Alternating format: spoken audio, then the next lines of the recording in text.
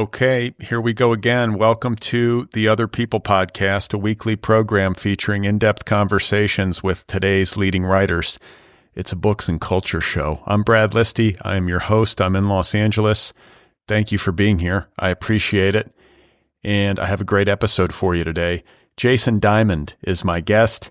He is returning to the show for a second time, and he is celebrating the publication of his debut novel, Kaplan's Plot, available now from Flatiron Books. Kaplan's Plot is a Jewish family saga, epic in scope. It is a novel about identity and inheritance and immigration and intergenerational trauma. It's a novel about crime and punishment. It's about family and fortune and misfortune. It's a gangster story, and it's very much a book about the city of Chicago. It has a great old school feel to it.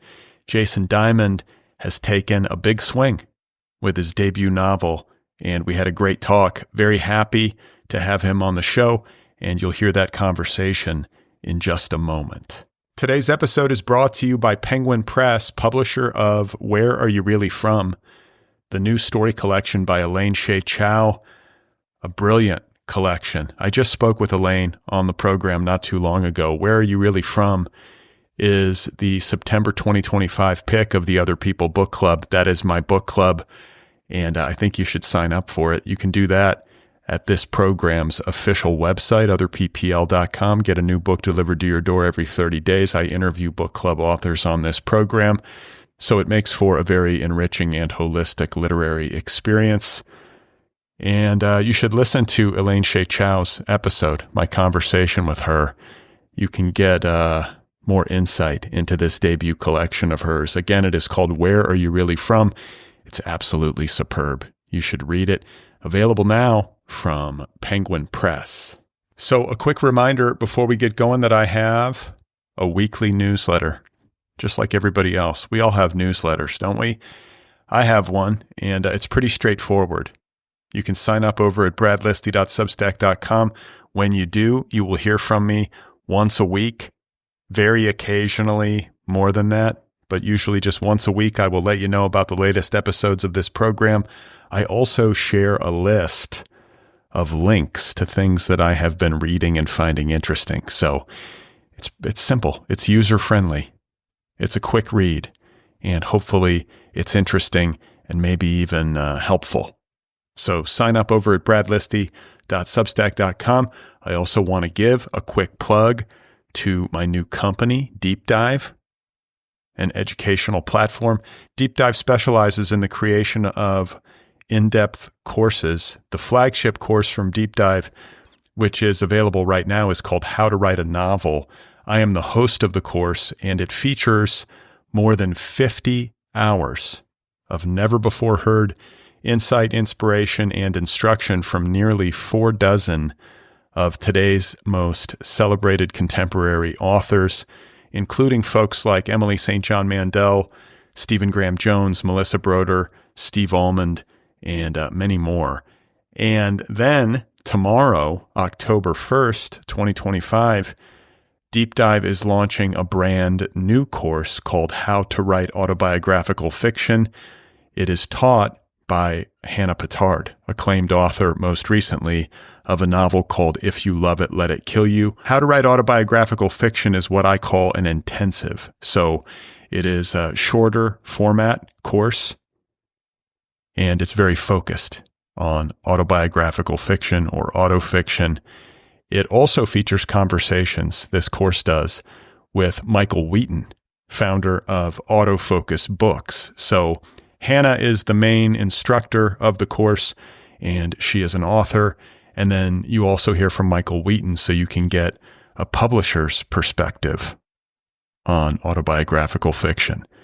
It's very cool. It's going to be available on October 1st from Deep Dive. You can stream it online at www.deepdive.audio, or better yet, via the Deep Dive app, which is available for both iPhone and Android. So be sure to check that out on or after October 1st. I would love to see you over at Deep Dive.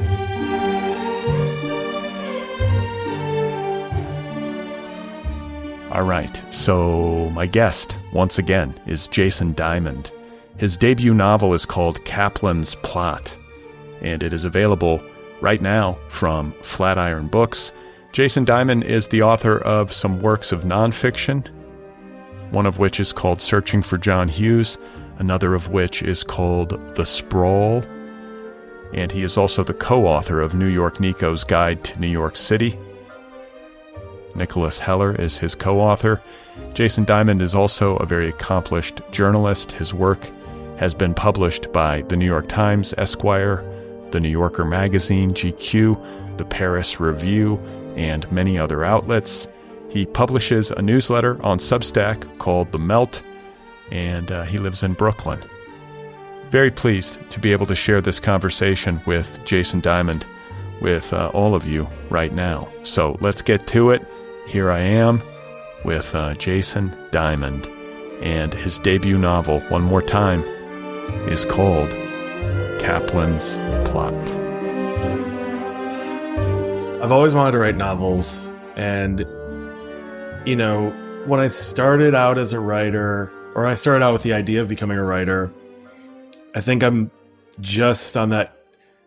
I was raised enough by like Gen X sort of television and movies where it's like, you could work in a coffee shop by day and work on your, for like 3 days a week and pay your rent and go do your art. And one day someone will discover you.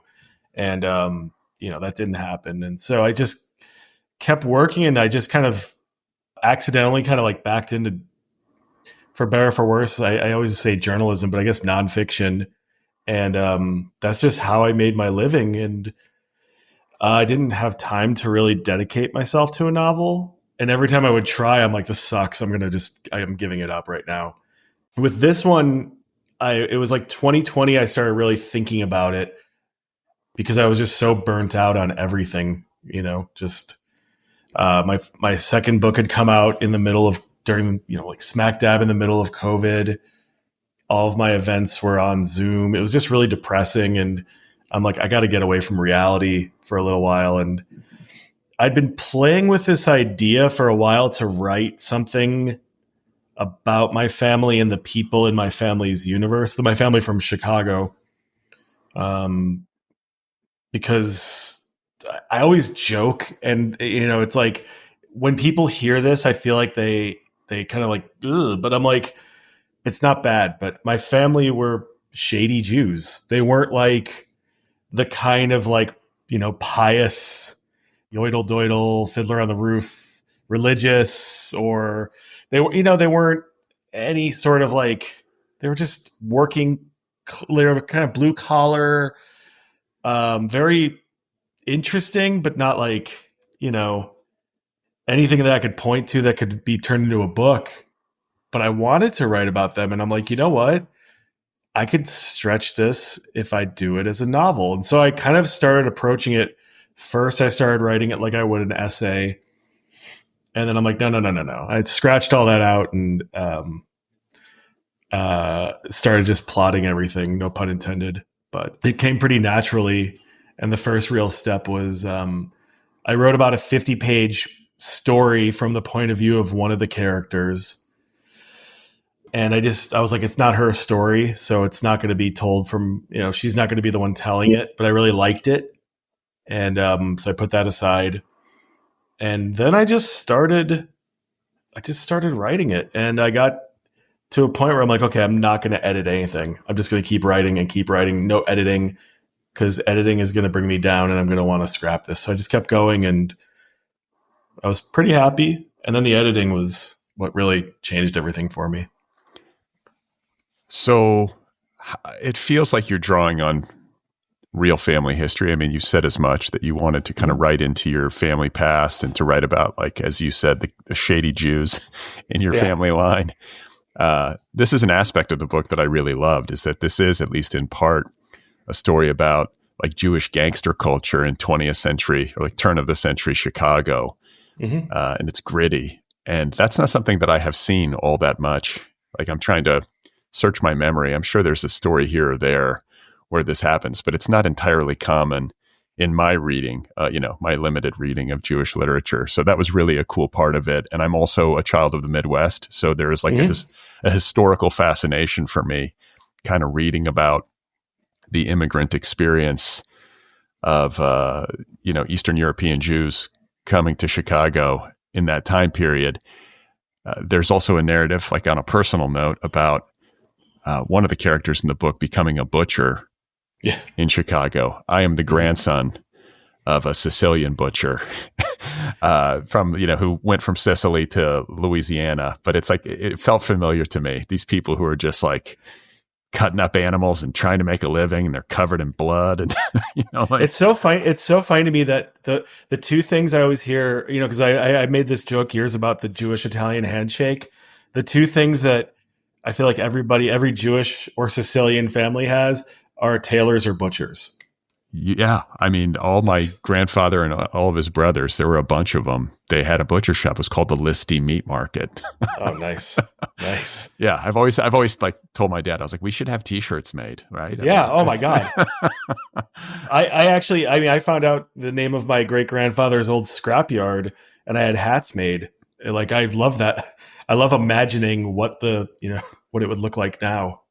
Well, I want to know more about your own like family history, and then also like if in the construction of this novel you were drawing on more than memory, like, or more than stories that were passed down verbally, like were there journals, old photographs, like any kind of like archival materials that informed your writing? So when I started like writing down all my notes, I strictly went from the dome. I just was like, I started thinking about people I knew or people I'd heard of. And that was like sort of like the beginning. And then I was like, okay, remember, this is fiction, so I can play around. And that's when I started like making people into composites, using this guy that I remembered, from when I was a kid, just seeing like once or twice, and then sort of maybe imagining his story a little bit more. But yeah, I mean, my mom's family, well, my dad's family are Holocaust survivors. My dad was born as a displaced person in Europe after the war. And I'm the first one born in America. And so, I'd always had, and also the part of Chicago I lived in, there were always a lot of immigrants and non-English speakers. And my mom's family had been in America a little bit longer. I believe 2 of my great-grandparents were born here. I forget which ones. I know my great-grandfather my great-grandfather and my great-grandmother were not born here. They were born in Russia and Odessa. But, I watched my mom's family, and I would be like, my dad's family barely speaks English. My mom's family, they drink gin and tonics, like little things like that. And it was like, I just saw my mom's family trying to be more American.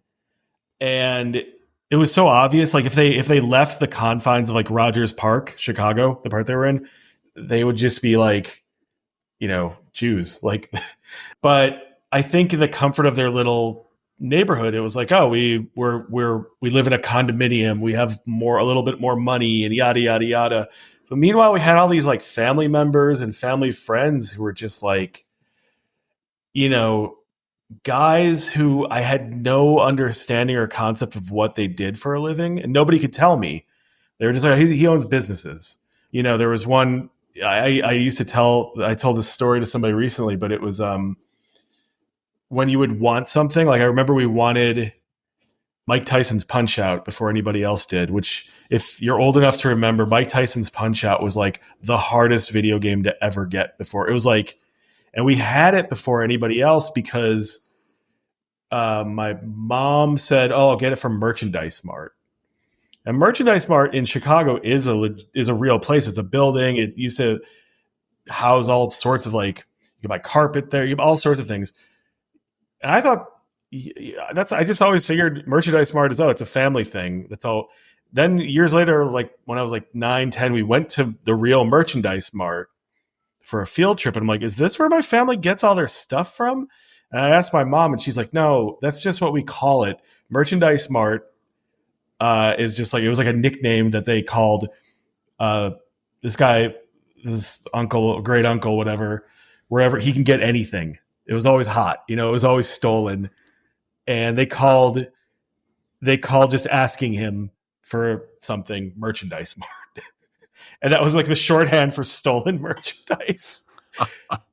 And yeah, and it was all just normal to me. And like, I found out later that some of the people in my family's orbit had gone to prison for like racketeering. And I'm like, what the hell is racketeering? Now I obviously understand these things, and there were all these just like little things like that would build up. And my family didn't tell me any of these things. I would just kind of find them out as I went along. And so, I by the time I was like, 18, I just had figured my family just knew these things and didn't want to. My mom's family, my grandparents were like, legitimate. They had businesses, they worked, all that stuff. But one day I was talking to my Nana and I was like, Nana, I don't really know much about our family. And she's like, oh yeah, there's lots. There's a lot of great stories, blah, blah, blah. And I'm like, okay, can I, what did your parents do? I mean, I think they owned, and she was like, well, they were dry cleaners and tailors. And, they used to do Al Capone's laundry. And if you live in Chicago, the way I put it, anybody from Chicago who, doesn't matter if you're Jewish, if you're black, if you're German, Irish, Italian, whatever, if your family was there in the 1920s, there's some 6 degrees of separation to Al Capone. Yeah, it's so funny that you say that because I grew up in Milwaukee, like suburban Milwaukee, at least for part of my childhood.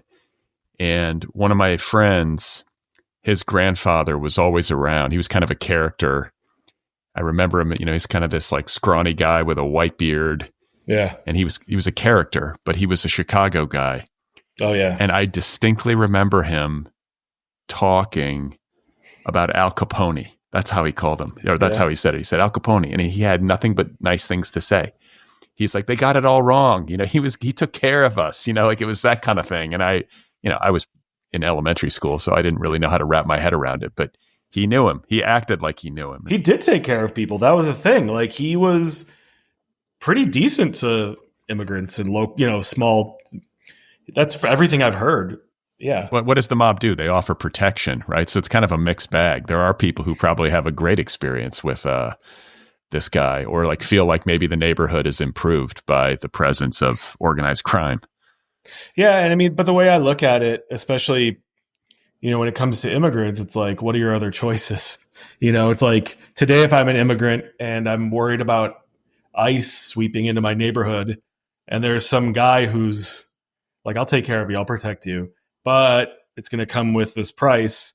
I'd be like, okay, I'm willing to pay that price. That's the sort of the rub in America, especially with immigrants. And so I just took my Nana said, my dad was Al Capone's tailor, or cleaner. And I took that as like, yeah, he probably did his laundry once and that was it. And then a couple of years later, I was like looking at this, like just silly. I always say the name was like La Kosher Nostra, but I don't think that was it. It was like some really bad name, like self-published book. I was just flipping through it at a used bookstore, and it was talking about Jewish gangsters in Chicago. And there was this picture of this guy, or there was part name about this guy named Yitzhak Levitz. And I was like, oh, it's like Steve Cohen today, or whatever. But I was like, oh, that was my great grandfather's brother's name, but oh, that's cool. It turned out he used to run liquor from Chicago to Detroit. And the way he did it was he would drive from Chicago to Detroit, and this is the 1920s, he would go from Chicago to Detroit to pick up, I'm doing air quotes, and I always hate doing this, but to pick up laundry, to bring it back to Chicago to do it, which if you do the math in the 1920s, like right now, that's like a 6-hour drive each way. So 12 hours you're driving. In the 1920s, when you didn't have highways, it's like 30 hours of driving to pick up laundry. No, he was picking up booze. And then it turned out, I look at the next page. I'm like, that guy is really familiar. Oh my God, it's my great grandfather. And he was one of Al Capone's cleaners. He was one of the guys who picked up his laundry, quote unquote. So, and this was, I mean, just like crucially, this was Prohibition era America. Yeah. So they were moving liquor like off the books and probably making a fortune doing it. And my great grandfather was making a little extra money. That's really what my Nana told me. But Al Capone was making a fortune. Oh yeah. Oh my God. Ridiculous, just money that man had. So you learn these stories. It sparks your imagination, and you're thinking about your family history, about like intergenerational trauma, I have to believe, and about the ways in which the choices of our ancestors affect our lives, like in the present day. That's a very interesting thing to contemplate, because I think I feel this sort of thing intuitively, and there will be moments, like fleeting moments, where I wonder about it, and I should probably wonder about it more. I think it's a real thing. It's a very real thing, the way in which this stuff like ripples and echoes through the generations, even if you're not entirely sure how. Like I could look back on my own history. I don't know very much, to be frank, but my mom's side of the family has deep roots in the South. Like God only knows what happened down there. And I kind of don't want to know. I'm scared to know.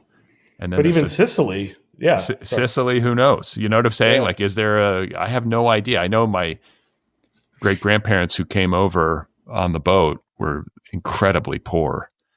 I know that. And I know that there was this kind of working class, uneducated, no college education until my dad. He was the first person in the family to go to college, but incredibly hardworking, like fighting for survival. Yeah. Was familiar to me reading your book, because I think that's what Yitz was doing. That's the mode that he was in. Yeah. And I mean, that's something that I was very aware of growing up, because, I was born just the place I was born in, Skokie, is like right next to Chicago. And I mean, I knew immigrants my entire life, people, from Korea, people from Russia, people from Greece, people from Mexico. And it all kind of blended together for me. It was like, they're all working. We're all living in this neighborhood. And, the neighborhood was nice. It was clean. I still go there sometimes. Like, this is a very beautiful little block. But then when I was living in Chicago, it was kind of the same thing. A lot of immigrants and a lot of people who spoke other languages. And like, once you get to America, obviously like our ancestors, it was a little different, like our great grandparents or whatever. But I think, America kind of asks you to shed your native skin, and it asks you to become more American. Like that's the rhetoric we're hearing today. Like good immigrants, our current administration would call a good immigrant, are people who want to learn English and they want to contribute and they want to this, that, the other thing. But everybody who comes here, you've got to you're going through the ringer. It's like when you talk to people, I can't tell you how many times I've had a cab ride and the driver is like, I was a doctor in Bangladesh, or, I'm a student in South Korea, or, and it's just like, they come here because it's just a little better. And I don't know how much better it is anymore, to be totally honest, but people have always been lured here with this hope. And in some cases, when they get here, it's sort of the same. It's like they're just continuing what they left behind. And that's what Yitz was to me. He came from violence, and the violence never goes away. Yeah. It's interesting to me how different people respond to maybe the same set of circumstances or the same intergenerational trauma or the same legacy. I know people in my life who have what I would characterize as this kind of fight for your life, kind of capitalist. Like you could just like, they're just always hustling. Oh yeah. And part of me admires it. Part of me feels really alienated by it because I have like a fight for your life work ethic, but I feel totally alienated by capitalism. Like it's a cutthroat game that I'm not good at or comfortable in, really. You know what I'm saying? It's not like it's like trying to put on a shoe that doesn't fit or something. But some people, the kind of people I'm talking about, I just feel like they're always on and they're doing it and they're kind of good at it. And it feels like an advantage. This is what I tell myself anyway. I'll be like, this kind of feels like an advantage in the world as presently constituted. If you have that, it's also maybe like in some ways a curse, but do you know what I'm getting at? I mean, that's literally all the men in my family are all in different ways good at making money. I am not. I am like, it's my parent, my father says this, my mother said it, my brother, everyone in my family says like, we don't understand you. Like, how did you end up this way? Like nobody in our family reads, nobody in our family, anything like, and you're a writer. And I also go, well, I mean, I'm also kind of successful. Like, I mean, I'm making it as a writer. It's not about like Stephen King or anything over here, but I'm making it as a writer, which I've had to put in the same amount of hustle that my little brother is a private equity guy, you know, and he built his whole thing from the ground up. And, you know, I hate that world, but I respect how he did it because it was just pure hustle. Like he is a hustler. He's got that immigrant mentality because, you know, his mom, my stepmom is also an immigrant. So my dad and both of his parents are immigrants and he, I think, inherited some of that. But like, I think I just saw from an early age what just like that money, just like being the only thing is just such a repulsive thought to me. But on the other hand, I was born into, you know, upper middle class comfort that went away because my dad was so obsessed with money that he figured out a really good way to lose all of it. But I just, you know, I saw how what money did. And I'm like, I don't want anything to do with that. And it's very interesting to me, but I can't fault anybody who comes from, it doesn't matter where. If you come from some crappy situation somewhere else and you just want to make it here because it makes you feel safe and it makes you think your kids will have a better life, then I'm not one to crap on that. Yeah, I mean, and your book speaks to this because we haven't even gotten to the Elijah narrative, but it's a braided narrative. And you've got the Yitz story, which is this kind of old school turn of the 20th century immigrant tale, kind of like the Jewish gangster part of the book.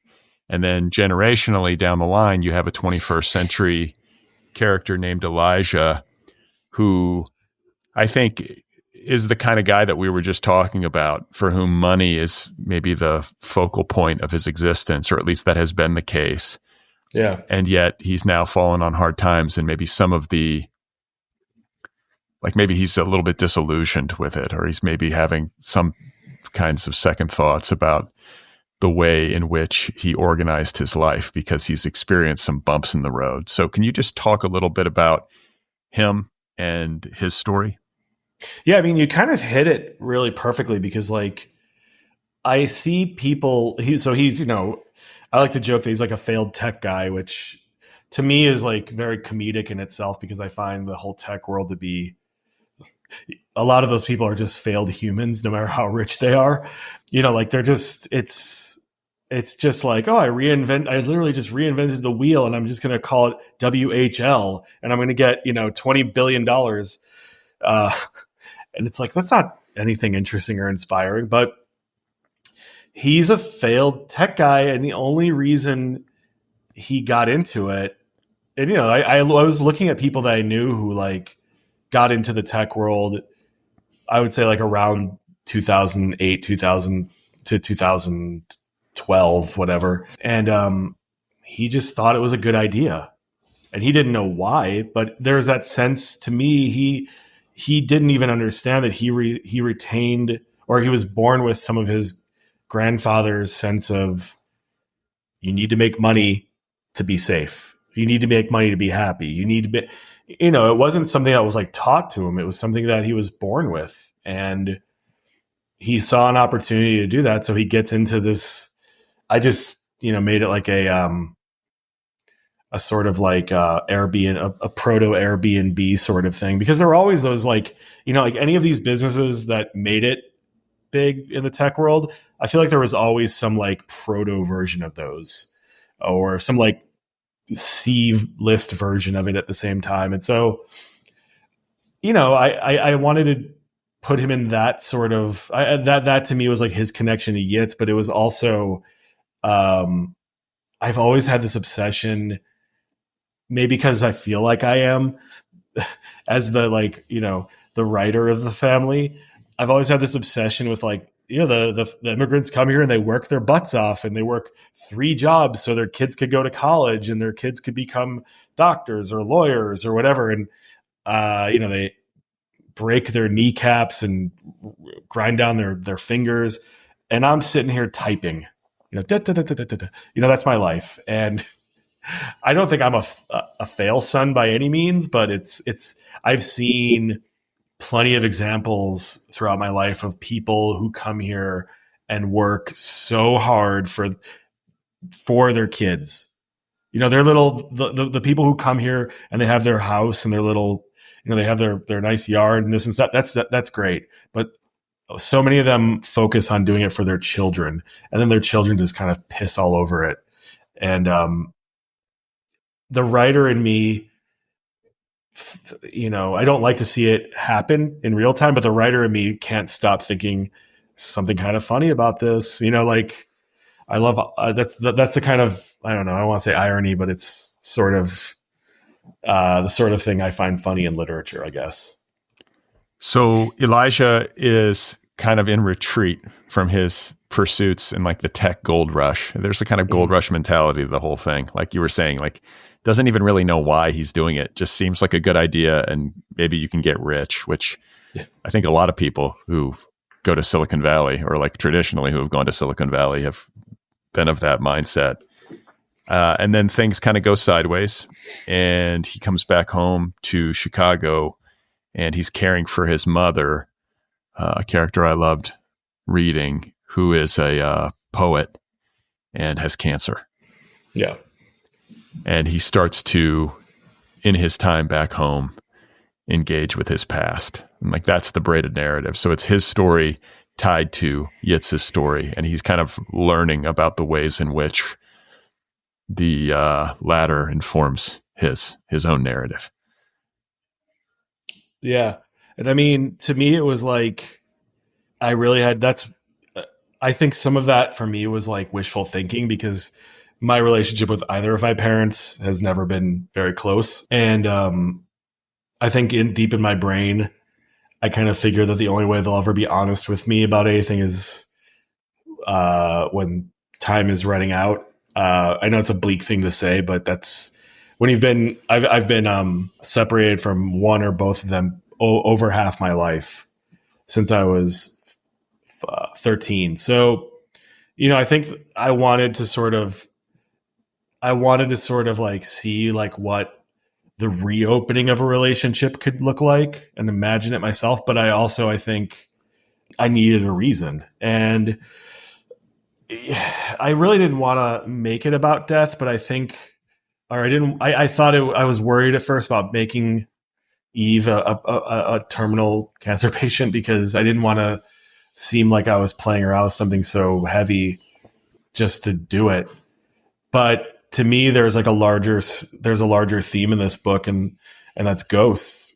It's how we're haunted by people, and whether we know it or not. To me, this book is a big ghost story, and you're probably haunted by the people from your past that you've never met. I am. We all are in some way, because they're in us. They're in our DNA. I don't know what your beliefs are, but like they might be around us right now. Look, it's like, and to me, the whole thing kind of like is a meditation on trying to like appease or calm those ghosts or bring them some peace and kind of write things that we don't really consider important because they're not things we could see or touch or feel or make money off of. And I think Eve was a big part of that, like their relationship, but also her relationship with her father, Yitz, who she didn't know very well, and her mother. There were things that she needed to come to closure on. And, it just all kind of came together that way. It's interesting to think about how, like, if we're going to believe that there are ghosts, or if our ancestors somehow occupy another realm and might need us to help, like, set them at peace. Like, how would we do that? It's kind of a heavy responsibility. Like, if I have ancestors who did really shitty things, and everybody does, right? If you go back far enough, there's got to be somebody in the bunch who did something terrible, and you're kind of carrying that genetic material on some level. Like, how much of a responsibility do you have to set things right? Like, how much of a karmic burden do we bear for the sins of our ancestors, I guess, is the question. Yeah, well, I mean, that's like something I thought a lot about. And what I came to, the answer I came to was nobody in this book is bad or good. I don't believe, like, to me, like, those are just made up words, that there's no good, there's no bad. Yitz wasn't born bad, just like his brother Solomon, who also comes to America with him, wasn't born good. We're just born into this world. And while I do believe, obviously, environment shapes us and experience shapes us, we're not born with this this mindset of like, I'm going to do bad. I'm going to be Hitler. I'm going to be Stalin. It's not like that. I'm going to be a gangster. But I do believe you are born with traces of your parents, of your grandparents, of your great grandparents. That's all in you. And however you go about your life, whether you are the most virtuous human being of all time or whether you're a cold-blooded murderer, that I think those are things that, like, those things you're born with, that you inherit, and also your experiences and environment come together and kind of shape you. But I think when it's all said and done, at least in the case of the characters in my book, I think it just kind of goes back to the soil of it, in a lot of ways. Like, you're just dust at this point, and all that's lingering around is the original sort of whatever soul or whatever energy came into this world. And I just feel like they wanted to be at peace, and that was it. It's a weird, deep.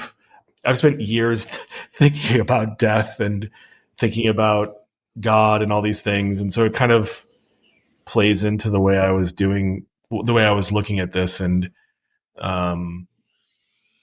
it's a very, like, heady, weird kind of, I did too many psychedelics in my 20s and 30s sort of take, but it's just, I wanted to sort of have some balance in Elijah's family universe. I totally get that. I just read something. I wish I could remember it. I'm going to paraphrase it badly, but I follow Clea McKenna on Instagram. She's the daughter of Terrence McKenna, who's like the psychedelic expert, who died many years ago, but who remains influential. And she posted something on Instagram, and she was basically saying, because she's in this process right now of unpacking his archives, which she has kind of waited a couple of decades since his passing to do. I think she kind of put it off. She had her own life to lead, but she's in that process right now. And she is unpacking these boxes and kind of reflecting on her dad. And she said that when he died, or when he was dying of brain cancer, he was talking to her, and like close to when he died. And he said that when we die, we like sort of travel in both directions into like the lives of our ancestors and the lives of our descendants. Like we somehow get a window into all of it across time in both directions. It was like, and the way that she quotes him is much more beautiful than that. But like, I don't know. I've had a lot of psychedelic experiences too. And like that kind of squares, like I'm totally willing to believe, I guess, that there is like a much deeper connection to our ancestry and to our descendants than maybe we realize on this plane of reality. Yeah. And it's funny because, I was doing like, because there's Jewish characters in this book and there's a lot of Jewish themes.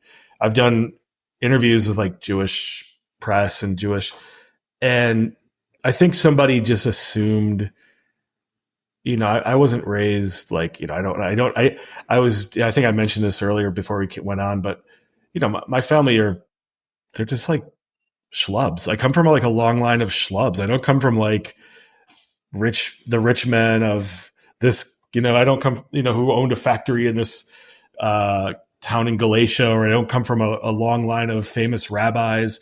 I come from, guys, the Tevye the milkmen kind of guys, except not as adorable, I guess. But, they were like, oh, some of these things you're saying sounds like, it reminds me of this one person.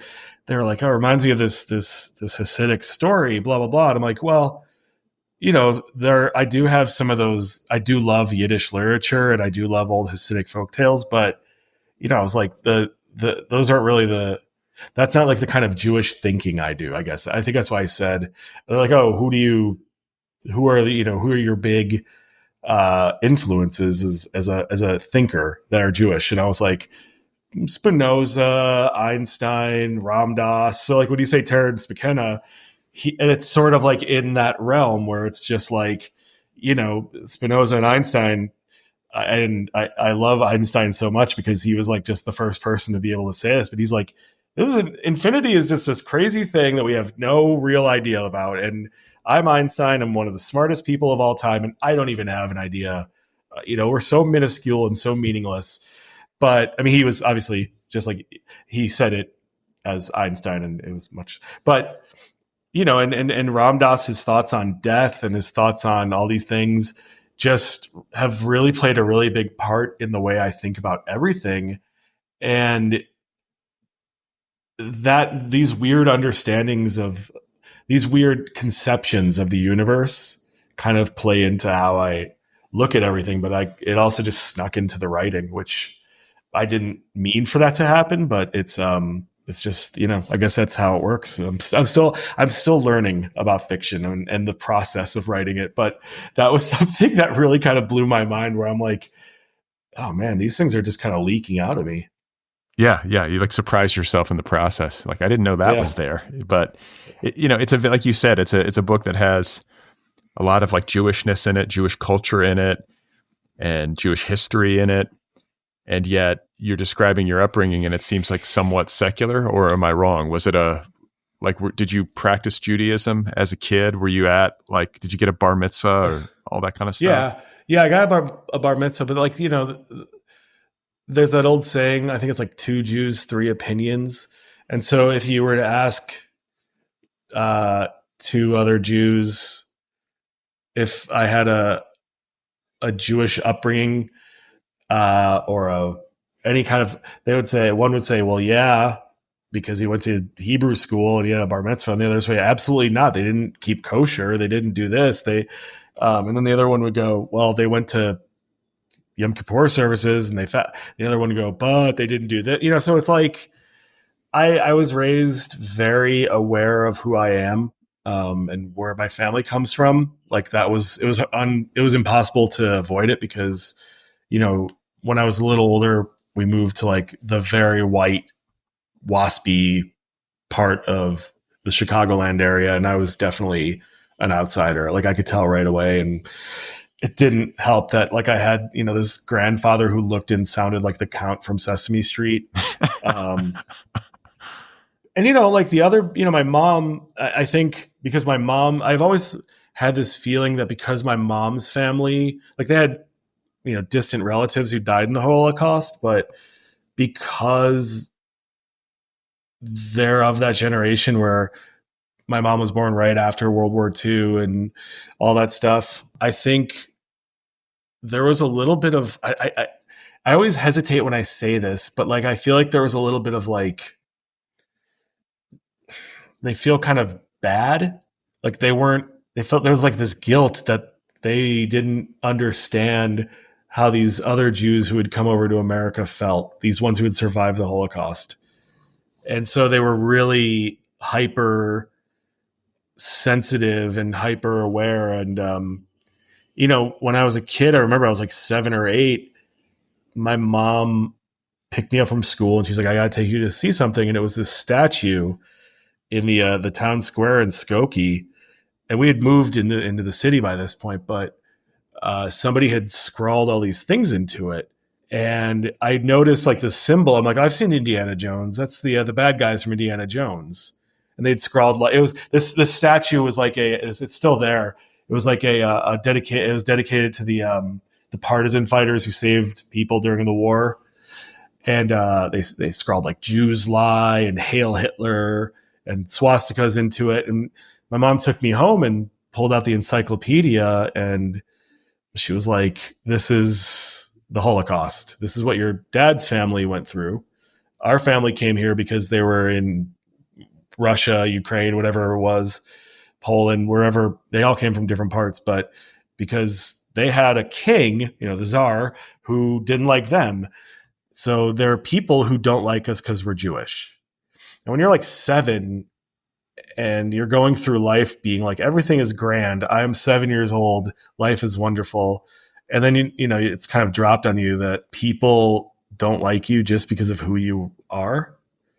It's a pretty heavy thing. And so that was where I think my awareness and understanding of my Jewishness kind of started from. And I think that's why I've always associated with immigrants, why I've associated with outsiders, underdogs, people who, have the world against them, because I was made to understand that was kind of my role. And, as I got older, I kind of started to understand, well, I could go into any neighborhood and they just think I'm a white guy. So I'm not going to, I'm not worried as, my black friend or, my Muslim friend about getting pulled over or beaten up or whatever because of who I am. I could just say I'm German Irish and then, go about my day. But yeah, it was very cultural. That's a very culturally Jewish. That's a long way of putting it.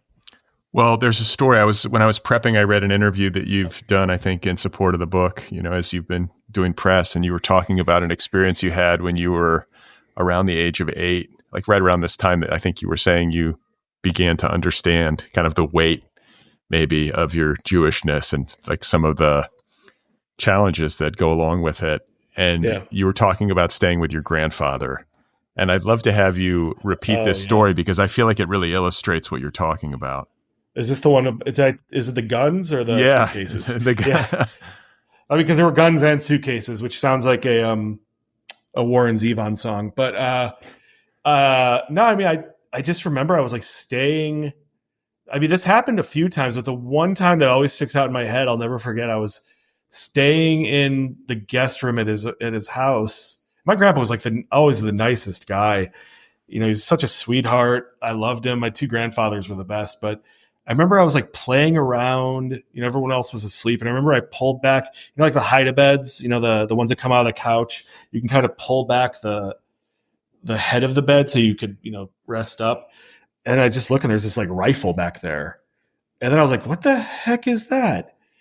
And then I just remember like walking around the house, like over that week. And I just would find other guns in the house. Like I found like several guns.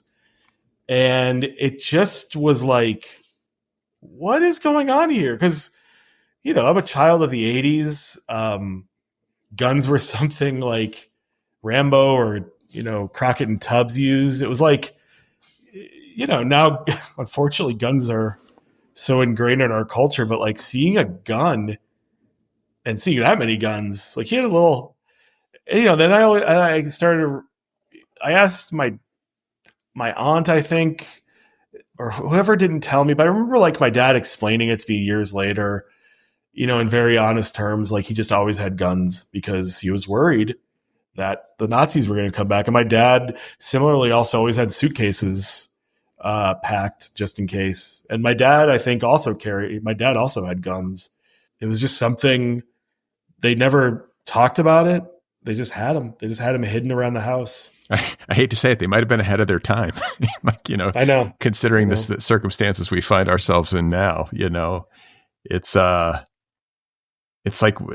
history repeating itself. It feels like, not necessarily with the Jewish community, though it could be. It just feels like with the immigrant community writ large, it's just such a sketchy time. No, I mean, listen, I remember a few years ago, I think it was Killer Mike, the rapper, he was talking about, he's a gun advocate, and he's like, I don't believe in saying, you can't tell me that you're going to take away my guns. Like, you can't tell a black guy, he's a black guy, but you can't tell a black guy, I'm going to come take your guns and everything is going to be okay. Trust us. And, that resonated with me. That was like, I kind of understood that point of view. I don't like guns, but I should reiterate, I'm from the Midwest. I grew up shooting at stupid stuff in the forest. I don't care about guns in the sense that if you're just going to shoot at stuff and not people, whatever, that's fine. But I don't guns for fun or for, this, replacing some lost masculinity like a lot of these guys are doing, or playing out these weird G.I. Joe fantasies. That's a whole other thing. But, if you come from a culture where you've been violated and you've seen it with your own eyes or experienced it with your own body, why wouldn't you want to protect yourself? It was very jarring though as a child, because a gun is violence. A gun, there's nothing, you don't do anything with a gun except shoot it, and and everything that happens with a gun, whether it hits somebody or not, it's loud. And so finding those was just so scary. Like, I thought somebody else, I remember one of the first thoughts through my head was like, somebody else left this, but it was my grandfather's. It was like I had a rifle. It was like, it was wild. It's crazy. Yeah. I don't like guns either. They scare me. Like just the power of it. I've shot a gun and I've held guns, and maybe when I was a little kid, like playing like Star Wars or whatever with my friends, it was less concerning. But when you actually hold a real weapon, I found it to be very uncomfortable. It's too much. It's a killing machine. That's what it is. I don't know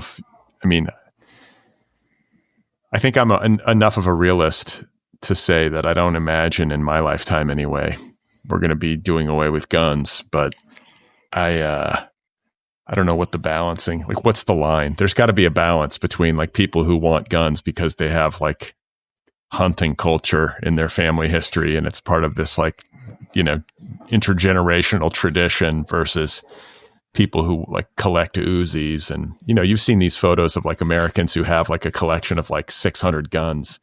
Or like or they do the Christmas cards with all the family holding their AK. Yeah. It's so weird to me. And I'm like, it's just like, I don't know, that's freak behavior. But yeah, it weirds me out. But like, I feel like the same way you do. I mean, I grew up, I was a terrible hunter, but I went hunting a bunch of times as a kid, and it was just guys being dudes kind of thing, and I was like, oh, this is chill. But to me, it's just like, we've just kind of gotten too far with it. But on the other hand, I have a real weakness for watching very violent movies where there's a lot of shooting and, like Hong Kong cinema or, gangster movies. I just can't get enough of that stuff. And when I say it out loud, I'm like, I feel like I'm part of the problem, but yeah, that's just who I am. And that's the things that I gravitate towards, I guess. Well, but I think there's like such a thing as an adult being able to enjoy a movie and understand that, the violence in the movie is not something that we want to carry over into real life. There's a division that I think like most healthy minded individuals can accommodate. But yeah, that said, I mean, there is a lot of like hyper violence in our entertainment culture, it's got to have an impact of some kind, like especially as like it accrues over time. Like if I was raised on the same stuff. Like you said, Crockett and Tubbs earlier, and the Miami Vice of my youth, and the Rambo movies of my youth, and the Schwarzenegger of it all. I mean, those were super violent movies. Yeah. And it does have maybe like a desensitizing effect. Yeah. I mean, I'll watch movies with Denzel, like I'll watch like the Denzel Equalizer movies or Man on Fire. I'm like, this is so good because it's Denzel, and Denzel I could just watch that guy just laugh for 2 hours and it'd be entertaining. But you're watching Denzel do it, and and you're like, it's almost like you forget how violent it is. And, I don't know. I think for me, like with this book, I knew there was going to be violence because I like writing about violence, but I don't like, I went through my like Cormac McCarthy phase when I was younger. And like, to me, like there's something so bleak and, I don't want to say nihilistic, but like almost like too much for me. And I was like, okay, if I'm doing violence, I need there to be this balance with like humor or absurdity of some sort, because that's what I'm always looking for. It's like why I don't love Lars von Trier movies either. It's like it's just bleakness, and it's like I like that weird balance where we're able to sort of have violence and scary imagery, but then it kind of gets balanced out with something kind of weird and humorous. And so I was trying to like find that middle ground a lot throughout this book. So you've made your career as a writer of nonfiction, as you said earlier. You've done a lot of journalism work. You've published some books of nonfiction. And I'd just love to hear you talk a little bit more about that work and like how you've kind of forged a career as a writer. It's not a simple thing to do. I mean, journalism is a fraught profession in many ways these days. It's hard. And I feel like the jobs are less and less, and it's hard to make a living and all the rest. But I just love to hear you talk a bit more about that, because I know there are probably people listening who would find it interesting. And then I'd also like to hear you talk a little bit more about making this transition into being a novelist. Yeah, I mean, I think I said something to this effect earlier, but I mean, I remember when I was a kid, I think I was watching, you remember when they did when Leonardo DiCaprio played Jim Carroll in the Basketball Diaries? Like, I remember watching that movie when I was like 14 or 15, sitting in my house in the suburbs. It was on HBO like every day that particular summer. And I watched it probably like 40 times. And I always love the part at the end where he just goes in and he sits down. He says hi to like one of his old junkie friends and walks into this room, and he's all of a sudden in front of people reading. And it didn't occur to me that I didn't know Jim Carroll yet, but I was like, I understand he's a poet, but it's just a writer, right? All writers are sort of the same thing. And I sort of had this like very idealistic, very naive sort of idea of like what a writer was. And it was just someone who wrote.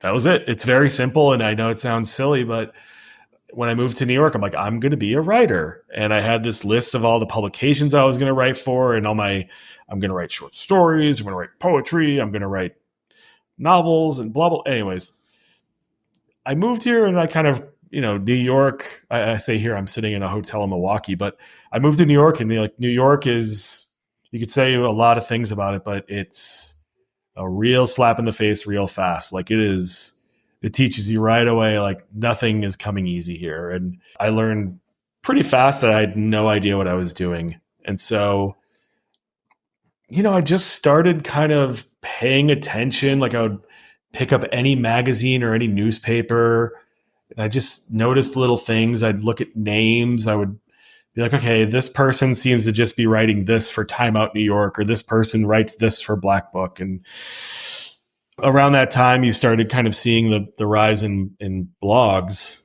And I just decided I was going to start blogging. And, I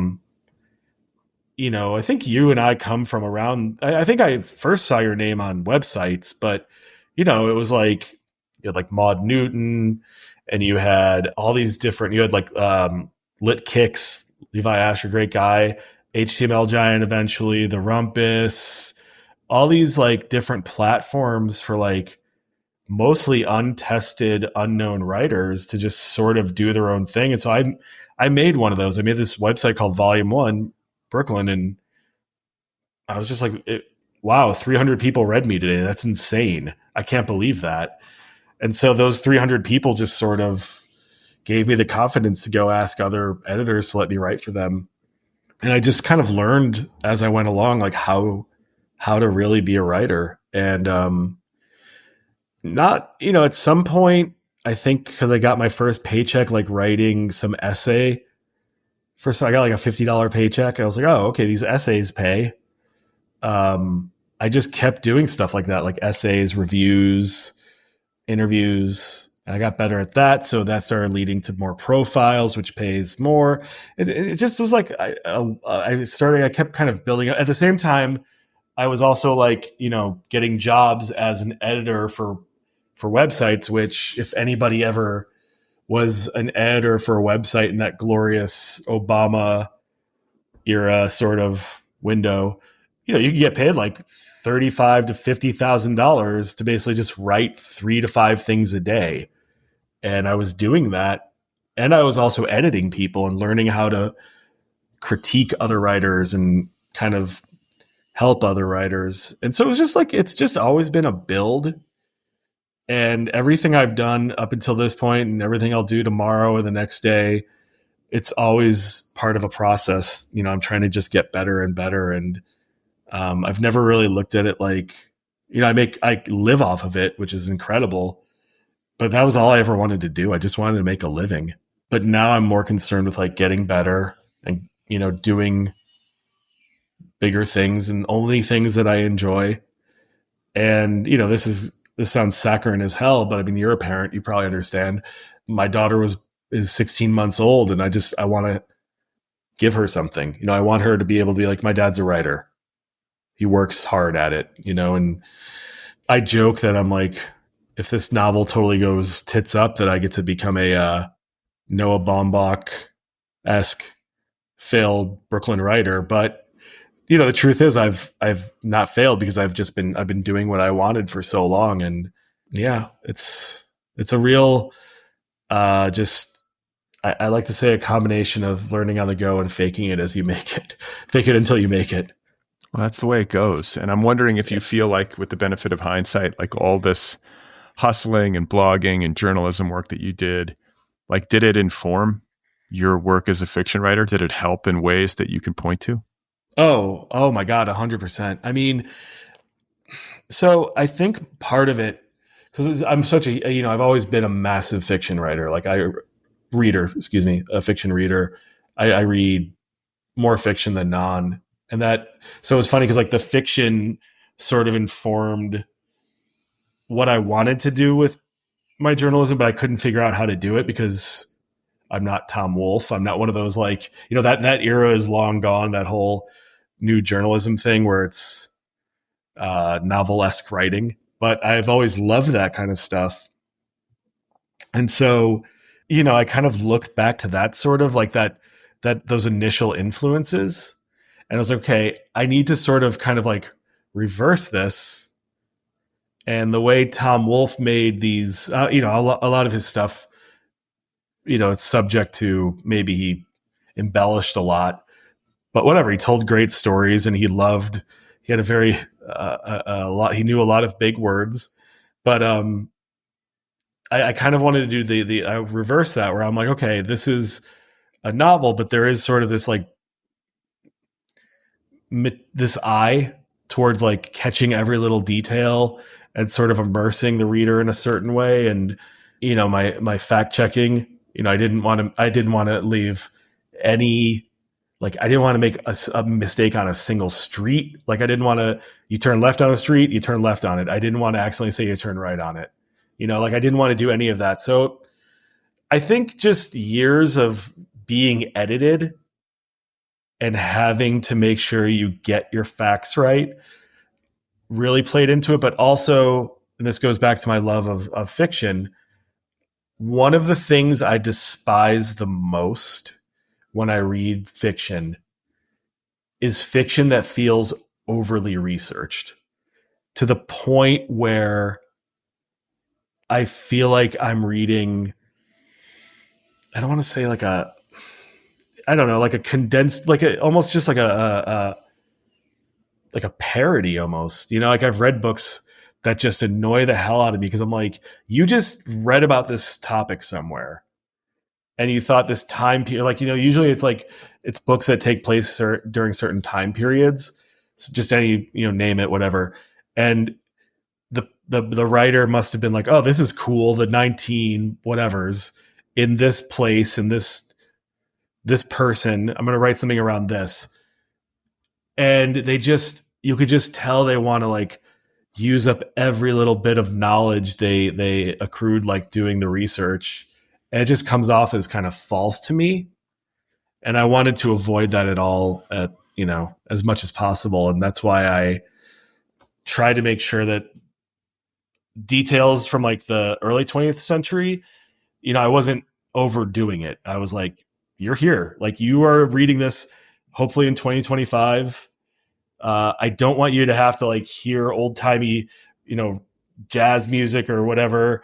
I want you to just be here in 2025 and be able to relate to this, but also know that you're in a different time without laying it on too thick. Yeah, without it, it feels like an authorial intrusion where it's all of a sudden Jason is on the page and the reader isn't in the story. Yes, and that's I felt like that in a number of books, and it's people talk about this relationships. That's my number one turnoff. Where I'm I could just tell. It's the writer is like a tourist almost. They're like, oh, I really like this sexy topic, and with journalism, editors love to say that's a sexy story. And I always hate that, but I understand from a journalism perspective. From a fiction perspective, for me, there's just something about it that always rubbed me the wrong way. And I don't know, there are certain writers who can do it, who can pull it off.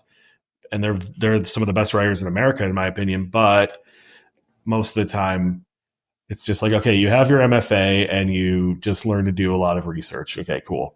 Yeah, it does. It kind of feels like an unconfident. It's like a sign of no confidence when you're loading up your book with all these historical facts in an effort to sort of sound like you know what you're doing. And I think maybe because I'm thinking about your book. To your credit, I never felt that way when I was reading it, and yet at the same time, I never doubted the period details or just never doubted where we were in time in the story. I mean, there is a responsibility incumbent upon an author who is deciding to write backwards into history, especially a long ways backwards into history, to bring the reader along, to make it feel real. And I guess it's just about choice making, and it's about picking, telling details. And you don't need 100 details. You just need a couple that are good and that can kind of put people there. Well, that means a lot. I'm glad that you felt that way because, I didn't want to, especially with something like the gangster novel. Gangster stories are so, I always say I say gangster stories, but I mean, to me, it's crime stories in general. It doesn't matter if it's Chicano gangs in LA or a John Singleton movie or movies about Russian mobsters or Japanese Yakuza. To me, when it's done in America, when it's done well, those are some of the greatest stories we have. But when it's done poorly, it's just some handsome guy with in a great suit and a Tommy gun, and it's just corny as hell. And I was there's so much that I could do wrong with this, even if I just kind of just a little bit, change this little thing here. I'm but I didn't want to fall into any of that because I know enough about the period and those kinds of people. And I've seen enough that was bad that I'm okay, here's what I don't want to do. And so I was very, very conscious of that, especially when writing the Yit stuff. So, okay, you've published your debut novel and it's a big achievement. You've got this successful career as a journalist going. I'm curious to know what's next. Do you have more fiction in the pipeline? Was the experience positive enough that you want to repeat it, or are you going to go back to nonfiction? Well, I am going back to nonfiction. I've already sold my next nonfiction book, which is it's the first time I've ever had another book to go. Like I'm going to start working on, I'm already working on it. It's about the Ramones, who are like my favorite band of all time. And I think have been sort of, everyone knows who they are, but I think they've just been sort of unfairly just kind of put in this box as like the band that invented punk and CBG, I want to tell something different, but and do something different because I don't like most. I would say 9 out of 10 music books kind of annoy the hell out of me. But I think probably next week I'm going to hand in what I'm working on, the next novel I'm working on to my agent, and we'll see what happens. It's different, I don't ever want to. I can't do the same thing twice. I think I want to revisit this sort of theme and this Chicago sort of the weird power dynamics and family dynamics in Chicago is something I'll always be interested in. And I think there's I don't want to say like a second book because it's not a series, but I do think there's a continuation of this story at some point. I just don't have it in me right now. But, I have so many different things that make me light up when I think about, I want to do that. I want to do that. And the thing I've been writing for the last few weeks, like, I'm just like, so like, oh, this is so fun. And I understand a little bit more how to do it. And I'm more in my lane with it. And I'm, oh, wow. And I'm not doing 2 timelines, which note to young authors, it is not easy. I don't know if it's easy for your second, third, fourth. It's definitely not easy for your first novel, but it was tough. You took a big swing. What is this new novel about? Can you give it in a nutshell? Yeah, I'm learning how to try to give elevator pitches better because I think I do that writer thing where I sort of can't tell if like me saying like generational trauma and this and that wrapped up in a gangster book is like going to get anyone to want to read my current book. But, I say it's a book about guilt and it's mostly set. It's a narrator telling the whole story, and it's set in early 2000s Brooklyn, just a bunch of people dying. And the narrator, she's trying to like piece together what happened. I love mystery novels. I love thrillers. And, I think there's a lot of writers right now who are really doing interesting things where they're sort of like being able to find that middle ground between, I hate these terms like literary fiction and like horror fiction and sci-fi and stuff like that. And I think those kind of writers have really inspired me to sort of, like Kelly Link or Lincoln Michelle or there's so many other ones I can't really think of off the top of my head. But those kinds of writers really inspire me because they're doing something that's sort of like the middle ground. And I'm trying to find that middle ground with what I do. Like I love, Evelyn Waugh, and I love James Baldwin, and I love F. Scott Fitzgerald, but I also love I love Sherlock Holmes. Like that's like my first favorite, but I love, Elroy, and I love, Raymond Chandler, stuff like that. So I'm just trying to find that middle ground, and Highsmith, people like that. Well, I wish you luck with it. And it's been fun to catch up with you as you're on, what are you out on book tour, right? You're in Milwaukee for tour? I am. I'm on week 2. Next week is a full week on the road. I really miss my wife and daughter. I'm not good at being away. I was never good at being away from my wife, but being away from my wife and my 1-year-old is like, it's torture. But I love Milwaukee. Tomorrow I'm in DC. It's all places I want to be. So it's nice. Yeah, it's a high-class problem. You're on book tour celebrating your I'm novel. not, yeah. Well, listen, congratulations to you. I hope you enjoy it, and I wish you well with this next book and with all that you have going.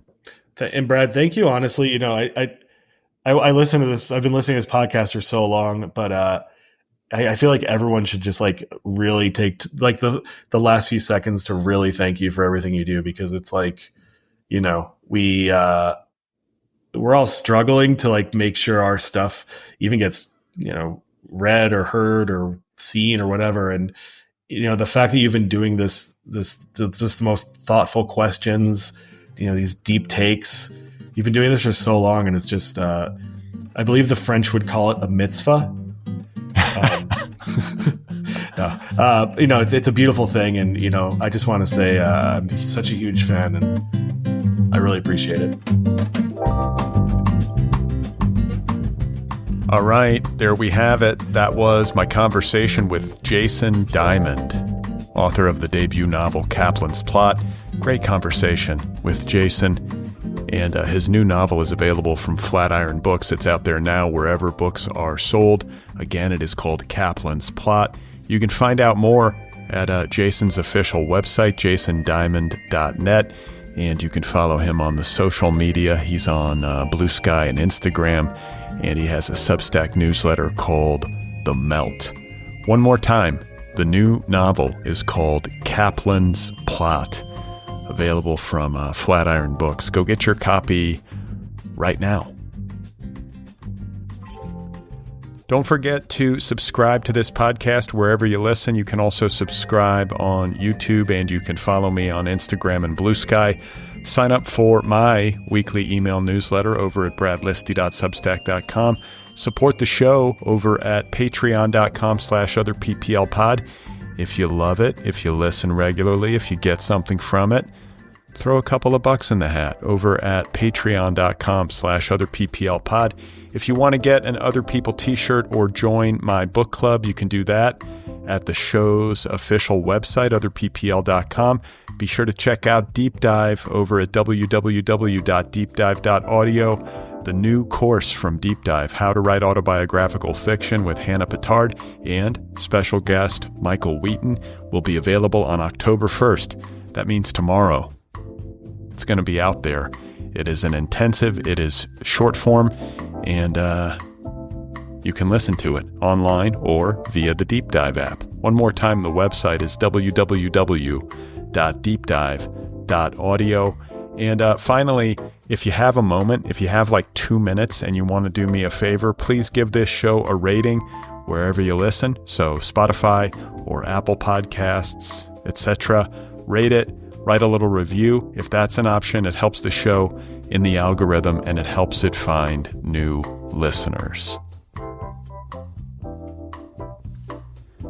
Okay, so coming up on Thursday, I should be back with Mira Gonzalez for a brand new episode of Brad and Mira for the Culture, this podcast's weekly pop culture assessment. It's a hangout show. It's loose.